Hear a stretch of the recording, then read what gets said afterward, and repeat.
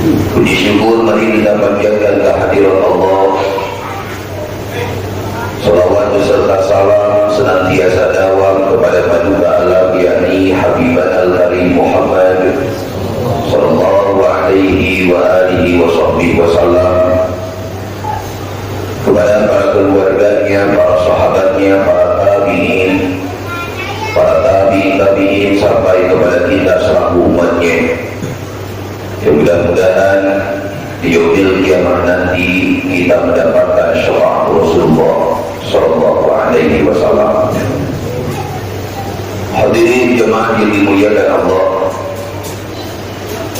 sebelum kita lanjutkan kembali kajian taklim tafsir Al-Quranil Karim,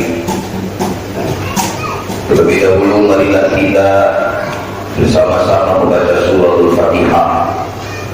Kita bertawasul kepada sahibul kitab, bermohon dan berdoa kepada Allah. Mudah-mudahan kita senantiasa selalu diistiqomahkan oleh Allah dalam melaksanakan taat, dan mudah-mudahan seluruh amal-amal ibadah kita diterima oleh Allah Subhanahu wa taala.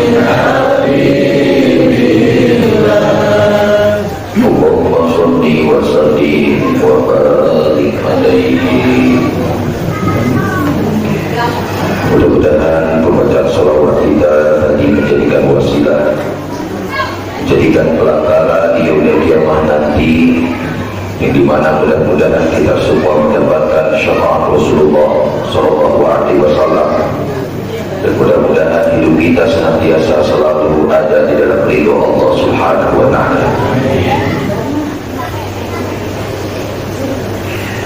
أعوذ بالله من الشيطان الرجيم. بسم الله الرحمن الرحيم.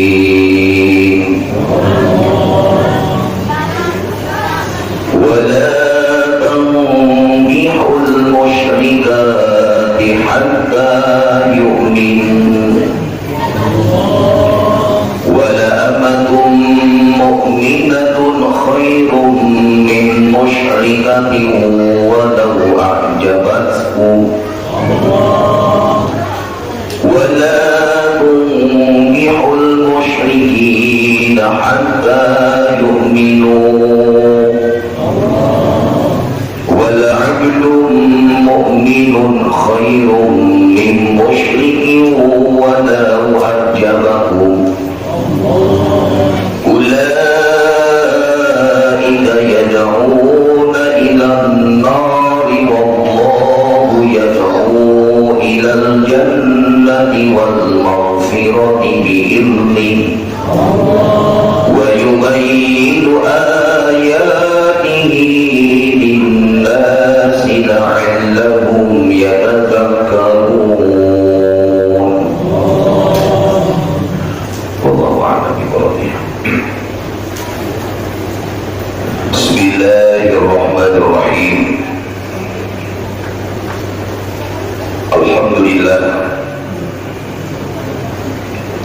Alhamdulillah wa syukurillah ala nikmatillah. Kembali kita di malam yang mulia ini bisa berkumpul, bersilaturahim, hadir kita di salah satu taman surganya Allah. Ya mudah-mudahan ini jadi sebab musabab di yaumil kiamah nanti Allah bermudah langkah kaki kita menuju surganya Allah Subhanahu wa taala. Hadirin wal hadirat, ibu bapak jamaah yang dimuliakan Allah, pada malam hari ini kita akan membahas tafsiran surat Al-Baqarah pada ayat 221. Di dalam ini ayat menjelaskan tentang munakahah, atau kalau di dalam ilmu fikih disebut dengan far'ul munakahah atau ru'ul munakahah, hal-hal yang berkaitan dengan masalah nikah, yang dimana yang disebut dengan nikah sebagaimana kita maklum, baik yang sudah menikah ataupun yang belum menikah. Tapi sepertinya di sini yang hadir kebanyakan belum pada menikah, betul ya? Hah? Belum 2 kali. Yang dimana nikah itu disebutkan akdun yatadammanu ibahata waqin min lafzi intah au tazwij. Nikah itu akad yang dimana menjadikan sebab dibolehkannya seseorang ibahata waqin, menjadikan sebab dibolehkannya seseorang melaksanakan hubungan badan yang tadinya diharamkan di dalam syarat, diharamkan memandangnya, diharamkan memegangnya, maka ketika dipandang, ketika dilihat berubah menjadi pahala. Tak boleh dipandang auratnya setelah nikah, bukan haram tapi berpahala sawab. Akan tetapi di dalam ini ayat bukan menjelaskan tentang kebolehan atau sah dalam urusan pernikahan, tapi menjelaskan tentang larangan ketika melaksanakan pernikahan. Akan tetapi berbedanya keyakinan. Ini ada di dalam surat Al-Baqarah ayat 221, sebagaimana insya Allah bakal kita bahas pada malam hari ini. Asbabun nuzul, sebab diturunkan ini ayat. Kalau dalam Al-Quran ada asbabun nuzul, kenapa ini ayat diturunkan? Yang pertama, para mufassir riwayat mengatakan anna rajulan minas sahabah, ada sahabat Nabi. Sahabat Nabi itu bernama Ibni Abi Mursad Al-Ghunawi. Datang sahabat Ibni Abi Mursad Al-Ghunawi, istadzana ila Nabi, datang meminta izin ke Nabi karena ternyata karena asyikon imro'atan bil jahiliyah, dia memiliki satu wanita yang sangat spesial di dalam hatinya, kekasihnya, yang dimana pada waktu itu masih jahiliyah, Sehingga ketika ini sahabat masuk Islam atau Abi Mursid Al-Ghunawi memeluk agama Islam, iman ke Allah, iman kepada Nabi Muhammad sebagai utusan Allah, ijtama'a biha fi Makkah ba'da hijratin Nabi ilal Madinah, bertemu kembali itu sahabat dengan pujaan hatinya ketika Nabi pada waktu berhijrah dari Mekah ke Madinah. Nabi berangkat dari Mekah ke Madinah, dia bertemu dengan pujaan hatinya tersebut. Itu setelah masuk Islam. Kemudian si wanita tersebut parawadat su'an nafsi, dia merayu, dirayulah ini sahabat. Kemudian sahabat tersebut berkata kepada itu wanita, qad hala baini wa baina ma tatlubunihi al-Islam, sungguh antara diriku dan dirimu ada yang menghalangi, yaitu agama Islam. Lalu apa kata si perempuan tadi? Dia berkata, fahallaka bitajwid, fahallaka bitajawwijibi, apakah kamu tidak ingin menikahi saya walaupun kita berbeda keyakinan? Faqala hatta istadzana Rasul, baiklah aku akan datang memohon izin ke Rasul. Datang ke Nabi, ya Rasul, aku memiliki seorang kekasih. Kata Nabi, silakan nikah. Tapi dia berbeda keyakinan denganku. Dia masih menyembah kepada Lata, Uzza, Manat, Togut. Dia tak beriman kepada Allah Subhanahu wa Ta'ala. Tak lama barulah datang ini ayat Allah kabarkan kepada Nabi, wala tankihul musyrikati hatta yu'minna. Muhammad kabarkan kepada para laki-laki muslimun, tajawwaju ayyuhal muslimun, menikahlah kalian semua hei pemuda-pemuda muslim.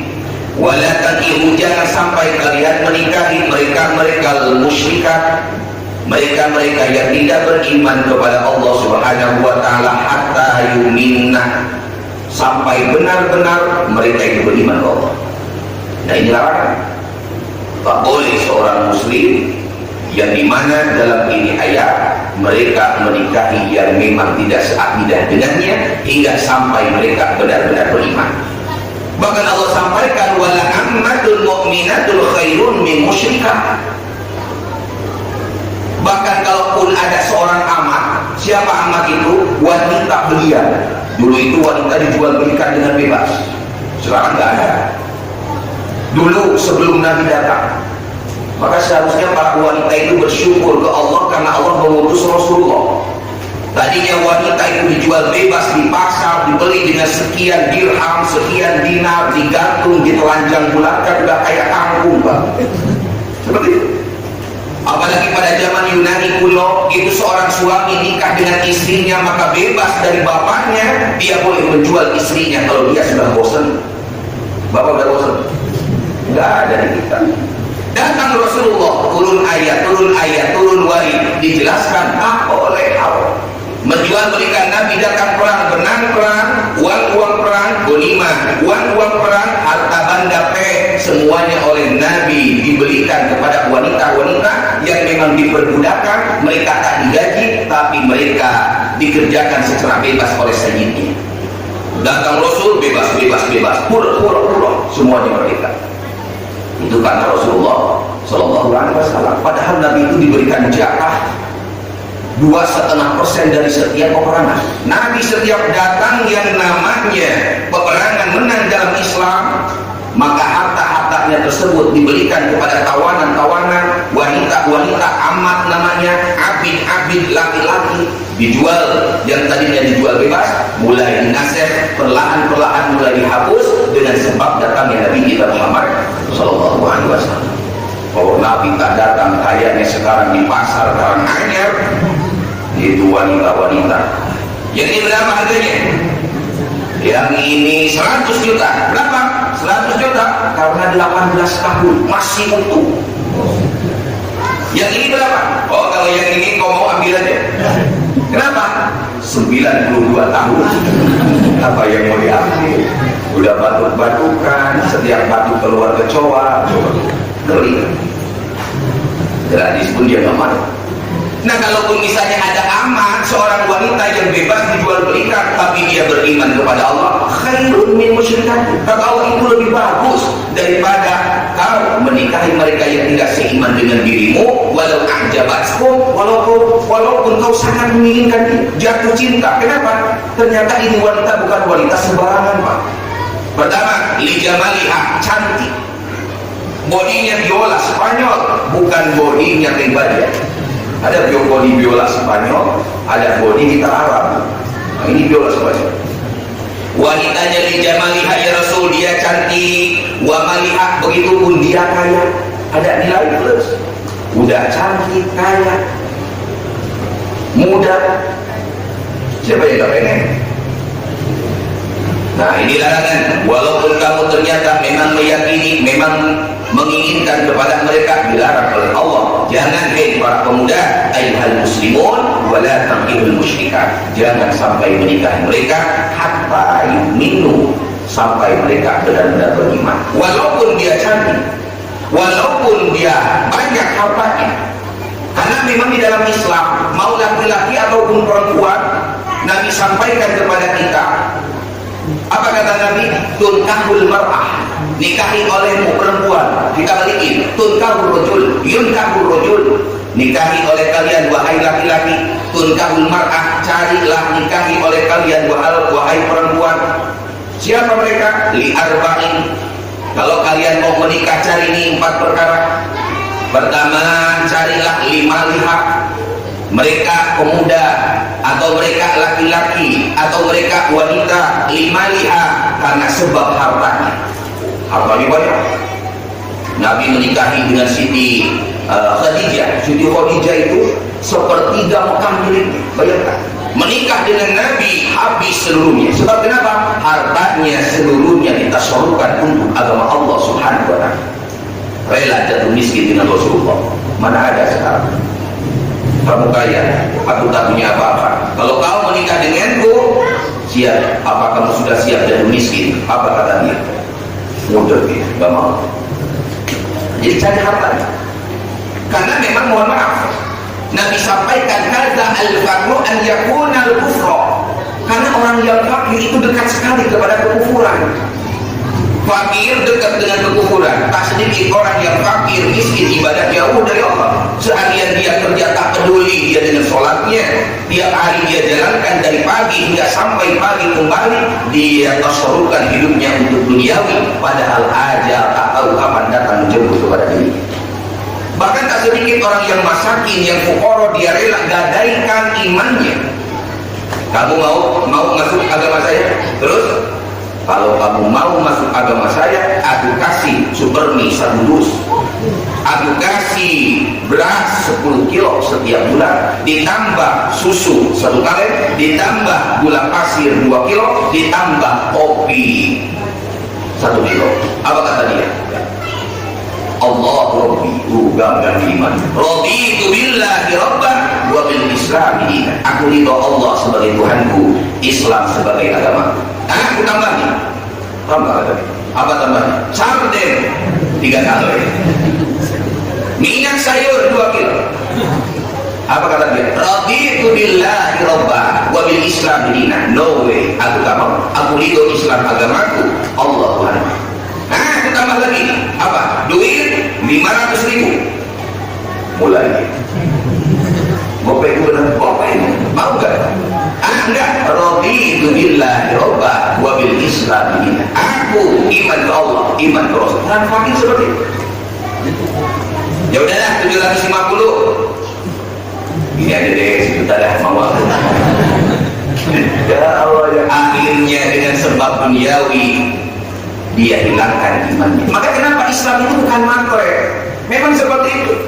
Cari hartanya, cari yang banyak hartanya. Perempuan hebat, banyak hartanya. Cari laki-laki yang memang laki-laki tersebut banyak hartanya. Minimal tak sengsara lah. Berapa banyak perceraian terjadi gara-gara ekonomi? Ayo. Hampir rata-rata. Dia kerja awalnya udah tahu nih orang kaya bangkrut. Akhirnya bagaimana? Akhirnya ini perempuan tak mau lagi hidup dengannya. Ketika banyak uang, abang disayang. Ketika banyak hutang, abang ditendang. Benar gak namanya? Iya. Nah, ini. Maka cari yang pertama hartanya. Lalu apalagi yang dicari? Wali asabiha. Cari turunannya yang bagus. Nah, kita ini orang tua atau pemuda boleh nyari. Tapi kalau perempuan Nah, pemuda ingin mencari perempuan, cari wali hasabiha, turunannya siapa? Kenapa? Yang namanya buah tak bakal jauh jatuh dari pohonnya. Bapaknya tukang copet, anaknya pasti tukang nyolong biasanya. Bapaknya apa? Macam-macam. Maka lihat garis keturunan, kecuali dulu bapaknya tak baik, tak pernah dia ke masjid, tak pernah hadir di majelis ilmi, tak bisa dia baca Al-Quran, taubat ke Allah, usia 60 tahun, mau bisa apa? Tapi taubat, amal yang kasih Allah, amal yang menerima Allah, dia didik agama kepada anaknya. Tak bisa orang tua didik agama ke anaknya, disimpan di orang yang ahlinya, didatangkan ke kiai, didatangkan ke ustaz, disimpan di pondok pesantren. Orang tua yang tadinya bodoh dalam urusan agama, anak dididik dengan agama, akan menjadikan sebab tinggi derajat kepada orang tua itu. Yang minimal siapa? Walaupun bapaknya tak baik, anaknya paham agama. Walaupun tak paham agama, minimal dia rajin menuntut ilmu agama, selesai. Maka cari kata tadi, lihasabnya, turunan yang bagus. Bukan turunan yang bagus di sini yang memang dimanai turunan seperti turunan Raden, ada bukan seperti itu, atau darah biru, darah hijau, ada turunan bentuk hijau berarti tidak. Tapi dilihat makna di sini, bagaimana keadaan keluarganya. Oh, kalau ternyata saya suka sama wanita itu, terus bapaknya itu ternyata dia rajin istiqomah di masjid. Ngapain? Ngecas HP. Ngecas. Rajin dia marbot masjid, setiap harinya itu bertaklik hatinya dengan masjid. Anaknya nggak bakal jauh.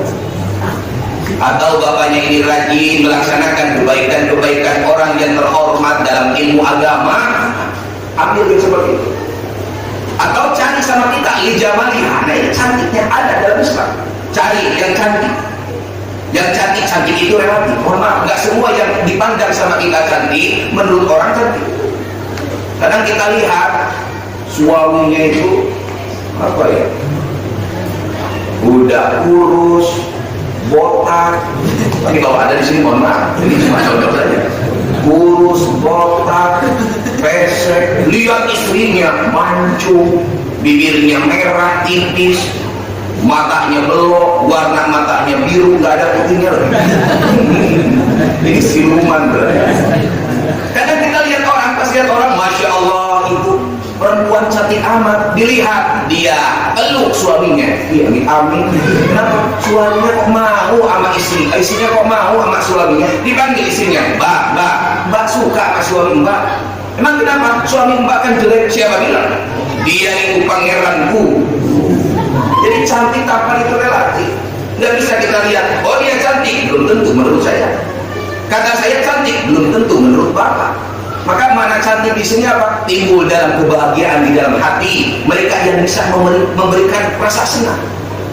Cantik-cantik pun kalau tak memberikan rasa senang, 3 bulan nikah seterusnya tak bisa jalan. Nah, cari sama kita lijamaliha, mereka yang cantik. Lalu apa lagi? Cari tadi pertama kekayaannya, kemudian cari kedua keturunannya, cari yang ketiga kecantikannya, ketampanannya, cari yang keempat lidiniha, agamanya. Kalau semuanya kumpul istimewa. Ada laki-laki, pertama dia kaya, kedua tampan, ketiga dia turunannya bagus, bapaknya bagus, kakeknya bagus, terdidik mereka. Lalu dia pun paham agama. Orang yang terikat dengan urusan agama, 4 ini kumpul, cari. Wanita ini sama, dia ada di pondok pesantren, bahkan ini wanita hafal 30 juz Al-Quran, sebentar lagi naik 35 juz. Bohongin, mana ada Al-Quran 35 juz? Lalu bagaimana wajahnya cantik, bagaimana hartanya banyak, walaupun dia diam di pondok, ternyata dia itu seorang entertainer, seorang pembisnis, banyak bisnisnya, uang mengalir ke dirinya. Udah cari turunannya siapa? Turunan Bapak Haji Anu, turunan Ibu Haji Anu, turunan Raden Anu, turunan Ustaz Anu. Bagus. Orang-orang yang memang turunannya bagus kumpul tempat ini dalam diri wanita tersebut, ambil. Tapi jangan asal ambil. Dia suka sama kita. Bapak ini cocok nih. Pak, mau nggak sama saya? Apa ini maksudnya? Mbak nikah sama saya? Enggak, najis. Udah sebut najis, bagaimana kita melihat diri kita? misalnya ada yang bertolak belakang, tak semuanya ada. Fadfar bidati din, pilihlah oleh engkau dia yang bagus agamanya. Minimal santri yang bagus agamanya, bagus taatnya, dalam menjalankan sholat terjaga, dalam membaca Al-Quran walaupun tak hafal bisa. Orang yang punya kemauan bisa mensyiarkan dakwah walaupun hanya dalam keluarga. Orang yang bisa menghargai perempuan, istrinya bisa menghargai suaminya. Ini yang paham agama. Maka kata Nabi, kalau kau pilih dia yang bagus agamanya, kalimat syahadat, maka kamu akan beruntung. Mudah-mudahan kamu termasuk orang-orang yang bakal mendapatkan keberuntungan dari Allah Subhanahu wa Ta'ala. Ini begitupun kata Allah, wala tunkihul musyrikin, dan janganlah kalian nikahkan. Nah, ini untuk wali. Siapa? Ibu dan bapak. Ibu bapak punya anak, Allah mengabarkan wala tunkihu, kalian yang jadi wali, wala tunkihu, janganlah kalian nikahkan anak-anak perempuan kalian al musyrikina, dengan mereka yang tak beriman kepada Allah, hatta yu'minu, sampai benar-benar dia beriman kepada Allah. Tapi bukan berarti di sini menolak mentah-mentah. Contoh, Zaid dan Fatimah punya anak, anaknya Khadijah. Ada yang melamar ke Khadijah, tapi dia tidak seiman atau tidak seakidah dengan Khadijah. Datang dia ke rumah, datang, kata bapak ibunya, ini gentleman, datang masuk, lalu dia ngobrol, Pak, saya sebenarnya senang sama anak bapak yang bernama Khadijah. Lalu nama bapak siapa? Nama saya Sancebo, Pak. Tapi orang bilangnya Pak Sumbokong. Lebih parah. Terus kamu suka sama anak saya? Suka, Pak. Anak saya bagaimana? Saya panggil nanti. Bilang ke anaknya, Khadijah, ada orang datang ke sini. Katanya dia suka sama kamu. Kamu bagaimana? Dia jadi. Nah, kalau perawan dia gigit-gigit baju, itu tandanya seneng gitu. Walaupun dia nggak ngomong, digigitin bajunya, nggak perlu ngomong, saya juga seneng Pak, terima aja ya. Mungkin malu. Diamnya orang yang perawan tersebut ketika datang calon ke rumahnya itu menandakan diizinkannya orang tua untuk menikahkan. Berbeda dengan yang bukan perawan, ya. Kalau perawan kan, kamu senang sama dia, dia aja waktu Pak. Pengalamannya mulu, digigit kancing habis lupa. Tolong nama dia. Sampai baju itu basah sama ludah dia. Kamu mau nggak? Ini bapaknya nggak ngaji, berarti nggak paham.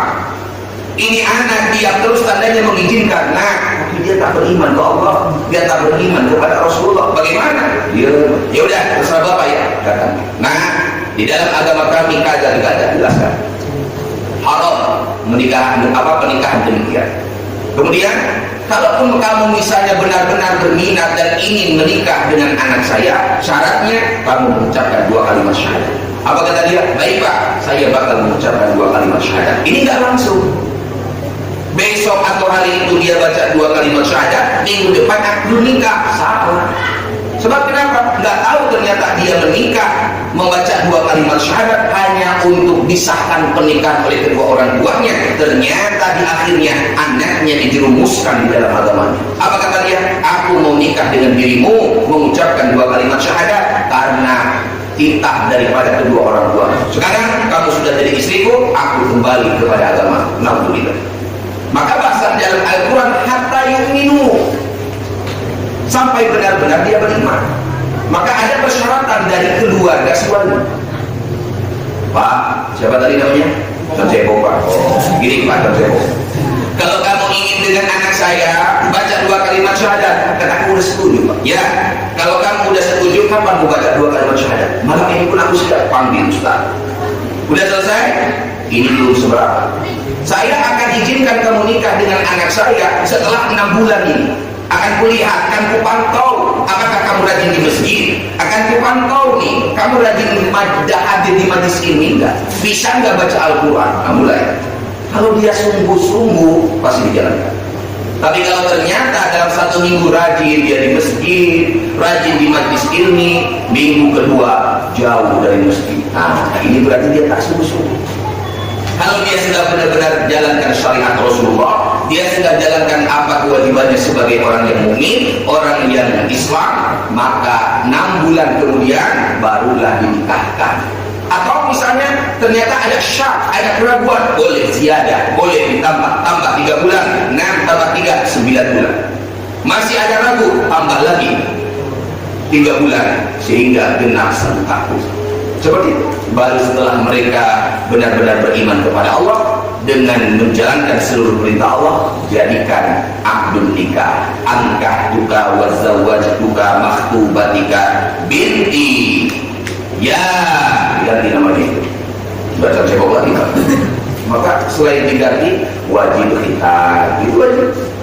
Tak ada dalam seorang muslim tadi semuanya wajib kita. Saya siapa? Masuk dalam agama Islam, saya baca 2 kalimat syahadat siap, saya sholat siap, saya melaksanakan puasa Ramadan insya Allah siap. Tapi satu saya tak siap, Pak. Apa? Dipotong, Pak. Waduh, ngeri. Sekarang kan banyak cara. Dulu zaman Nabi Ibrahim dipotongnya pakai kampak. Coba kalau dulu zaman Nabi Ibrahim adatnya di Mesir. Di Nabi Ibrahim diam di depan pintu, kata Allah, Ibrahim khitan, tak mundur. Ini perintah Allah, tak mundur, nggak nyari dulu, ada pisau nggak? Ada pisau dulu, ngasah dulu nggak?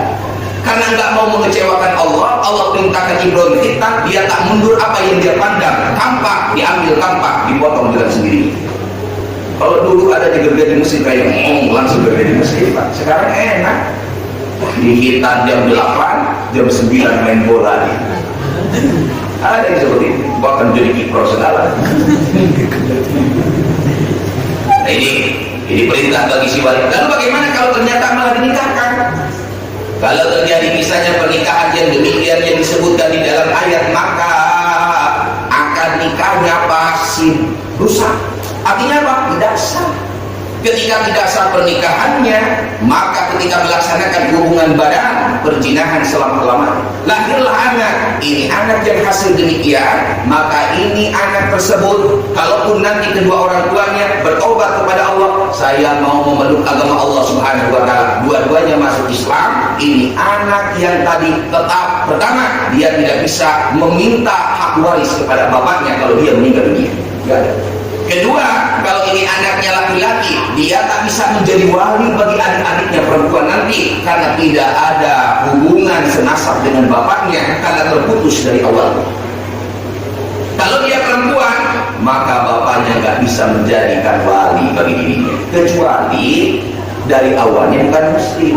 Nah, ini beda. Si A, si B bukan muslim, menikah punya anak, lalu bagaimana? Satu keluarga masuk Islam. Kemudian, apakah wajib orang tuanya harus mengakadkan ulang nikah pada dirinya? Tidak wajib. Artinya apa? Masuknya Islam mereka, begitupun keluarganya, targiban Islam, tidak ada yang namanya qodok sholat, tidak ada. Tak ada yang namanya qodok Ramadan, tidak ada. Tidak ada yang namanya nikah ulang. Jadi cukup mereka, walaupun tak nikah ulang, pandangannya dalam ulama fikih tetap dipandang sah, bahkan menjadi wali sah. Beda dengan yang murtad atau yang salah satunya muslim dan juga yang bukan muslim.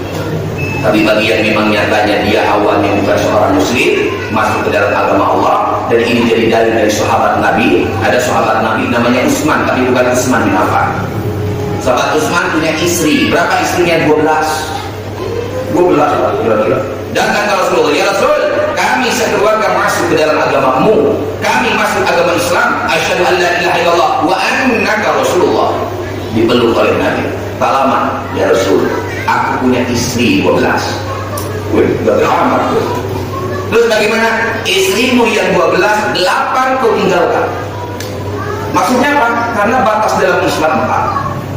Dan ditinggalkan ini nggak boleh dipilih. Aku pilihlah yang udah usia 50 tahun lagi, yang tua dia buang-buang semua, yang muda dia ambil. Kagak. Siapa yang pertama? Si Fulana. Yang kedua si Fulana. Yang pertama dia ditangkap usia berapa? 50. Yang kedua 45. Yang ketiga 30. Yang keempat 47. Nah, di bawahnya itu barulah secara otomatis dalam Islam dianggap sudah keluar. Artinya apa? Sudah tidak sah bergaul dengan mereka. Jadi bukan diambil yang mudanya. Pertama dia dengan siapa nikah? Itu istri pertama, kedua nikah yang keempat. Yang kedelapannya tidak termasuk daripada hal yang memang itu disebutnya khususiyat Rasulullah Shallallahu Alaihi Wasallam. Wal 'abdul mu'minul khairun min musyrikin walau a'jabakum. Bahkan kata Allah, walaupun ada seorang hamba sahaya laki-laki yang kerja tapi tak digaji, itulah hamba sahaya. Dia orang yang beriman, khairun, lebih bagus kau nikahkan mereka, menikah dengan mereka daripada kau nikahkan anak gadismu dengan musyrikin, mereka yang tak beriman kepada Allah. Walau a'jabakum, walaupun kamu senang dengan dia karena baik orangnya, walaupun anakmu jatuh cinta kepadanya karena dia orang yang penyayang, tetap ini adalah dalam agama Allah Subhanahu wa taala. Bahkan kata Allah, ulaika yad'una ila an-nar wallahu yad'u ila al-jannati wal maghfirati bi'idnih. Mereka akan mengajak kepadamu ila nar, menuju kepada nerakanya Allah Subhanahu wa taala, sedangkan Allah yad'u ala lisan Rasul, Allah mengajak atas lisannya para utusan Allah menuju surganya Allah dan juga menuju ampunan. Artinya apa? Taubat ke Allah. Taubat ke Allah. Sudah selesai dia jalankan tobat, kalau misalnya salah satunya kembali atau dia memeluk agama Allah, dilanjutkan pernikahannya, datang kembali dia ke hakim, atau kalau dia tidak mau, secara otomatis sudah pasrah. Apa pasrah di sini? Sudah jatuh talak walaupun tidak diucapkan. Tak perlu suaminya langsung mengatakan akan aku ceraikan, tidak, karena di situ sudah jatuh pasrah, sudah jatuh yang namanya tolak. Wa yubayyinu ayatihi lin-nasi la'allahum yatadhakkarun. Dan ini adalah penjelasan ayat-ayat Allah bagi kita semua agar kita senantiasa yatadhakkarun, agar selalu kita memikirkan kehidupan di dunia ini tak lama. Jangan hanya kita yang dipandang nafsunya saja. Apapun yang diinginkan oleh diri kita, yang diinginkan oleh nafsu kita, kalau itu keluar daripada aturan syariat agama Allah, tinggalkan. Sebab baik janjiku yang kita laksanakan di dunia bakal dibalas oleh Allah. In kana khairan fa khairun, amal baik akan dibalas baik. Wa in kana syarran fa syarrun, amal buruk akan dibalas dengan keburukan. Karena dalam menjalani rumah tangga, nanti yang dipandang bukan lagi dari wajahnya, akan tetapi dari kasih sayangnya. Sehingga datang nanti di yaumul kiamah, istri benar-benar taat kepada suami, suami jalankan tanggung jawab kepada istrinya. Selesai. Apalagi seorang istri gampang masuk surga. Kalau suami paling susah, karena dosanya istri pun ada dalam pikulan tanggungan suami. Dalam singkat akhir seperti itu. Kalau istri cukup 4, masuk surga dia. Apa yang kurang? Kata Nabi, al-mar'ah idah sholat syahwah, idah sholat khamsah. Seorang wanita kalau dia jalankan sholat yang 5 waktu, nggak perlu sholat sunnah, nggak perlu qabliyah, ba'diyah, tahajud, duha, istikharah. Sholat-sholat yang sunnah tak dia jalankan, hanya yang wajib Nabi sampaikan. Itu dalam riwayat. Dia jalankan sholat yang 5 waktu, kemudian wasomat syahroha, dia yang kedua puasa di bulannya Ramadan. Datang Ramadan, puasa. Ada hutang 6 hari karena haid, maka hutang yang 6 hari tersebut dia kodokkan ayam ma'dudat, di hari-hari setelahnya, bebas dalam 1 tahun. Ketika perempuan dijalankan sholat yang 5 waktu terjaga, puasa Ramadan terjaga, kemudian wa'to'an sejauh-jauh dia taat ke suaminya. Taat. Apa taat? Patuh, tunduk kepada suaminya. Dengan catatan bukan urusan maksiat. Kalau urusan maksiat tidak lagi. Contoh, tadi ngajikan kamu di Nur Yakin? Iya, lu tahu kan? Tadi apa kata pengajar? Kamu harus nurut malah. Dia bagian pintunya aja dengar dia. Terus bagaimana? Nanti karena memang wajib wanita nurut kepada suami, maka kamu nanti malam akan tugaskan buat ngiderma, biar bapak yang jaga ini. Nah, ini maksiat. Perintahnya perintah tentang berbuat dosa. Maka kalaupun yang menyuruh suami, perintah tersebut wajib ditolak. Tidak boleh diikuti. Yang keempat apa? Perempuan terjamin dirinya bakal masuk ke dalam surga, maka wahafizat jauh-jauh.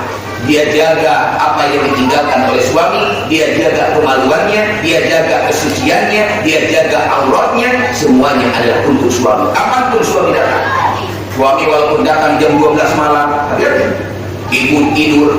Maka kalau suami suami datang ibu tidur, lalu suami beres kerja nyolek badan ibu, maka ibu wajib berbalik punggungnya dan mengatakan, kuserahkan semuanya untukmu. Harus begitu. Jangan sampai nanti suami balik kerja tengah malam, pas datang dicolek, lalu dia berbalik, apa kata dia? Mohon maaf, barang yang ada 7 sedang dalam perbaikan. Itu sehingga Nabi sampaikan, seorang wanita yang 4 tadi dia laksanakan, tadkhulu min ayyi babin sya'at. Silakan, hei wanita, kalian masuk min ayyi babin sya'at, lewat pintu yang manapun, min abwabil jannah. Tuh di surga ada pintu Darussalam, ada pintu Khuldi, ada pintu Darul Jalal, ada pintu Naim, ada pintu-pintu Firdaus dan lain sebagainya. Kau masuk ke surga lewat pintu yang manapun kalian inginkan, catatannya yang 4 ini terlaksana. Apalagi kalau dia seorang wanita, bukan hanya ahli melaksanakan kewajiban, dia pun selalu istiqomah dalam melaksanakan hal-hal yang disunahkan. Itu disebut dengan wanita yang solehah. Wasolihatun qanitatun hafizatun lil ghaibi bima hafizallah. Orang-orang atau wanita-wanita yang soleh, qanitat, dia yang selalu qanitat, taat ke Allah, hafizat lil ghaib, dan dia selalu menjaga ketika suaminya tak ada, hartanya terjaga, begitupun kemaluannya, kesuciannya seluruhnya terjaga. Maka ini termasuk daripada golongan wanita yang solehah, sehingga nanti di surga luar biasa. Iri bidadari. Kalau sekarang bidadari itu ada disebut dengan Ainun Jamilah, Ainun Fatimah, Ainun Mardiyah. Salah satu yang menjadi ratu siapa? Ainun Mardiyah.